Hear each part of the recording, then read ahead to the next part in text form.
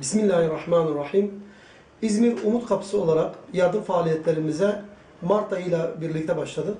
Bu yardım çalışmalarımızda Mart ayı itibariyle 5 aileye, muhtaç aileye yardım götürdük.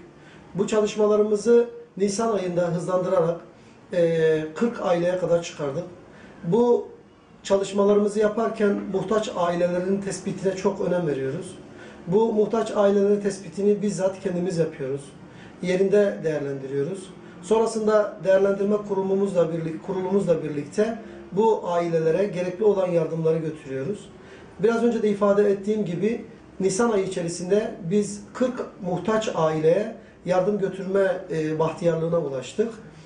Bu 40 ailenin içerisinden 5 tanesi Suriye mültecisi olan ailelerdi. Ve bu aileler tabi yurtlarından kopmuş ve buralara gelmişler. Hiçbir şeyleri olmayan, tamamen muhtaç olan ailelerdi. Biz bu ailelere yardımlarımızı götürme gayreti içerisinde olacağız bundan sonraki dönemlerde de.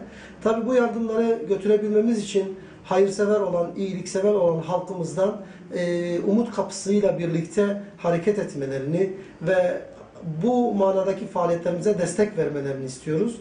İnanıyoruz ki bu çalışmalarımız onların da desteğiyle önümüzdeki dönemlerde çok daha bereketli bir şekilde devam edecektir. Bu çalışmalarımız sadece gıda yardımı şeklinde sürdürdük. İnşallah önümüzdeki dönemlerde çok daha farklı çalışmalarla halkımızın ihtiyaçlarını gidermeye çalışacağız. Şimdiden bize destek olan, bize yardımda bulunan tüm halkımıza sonsuz teşekkürlerimizi ifade ediyoruz. Allah-u Teala hepsinden razı olsun.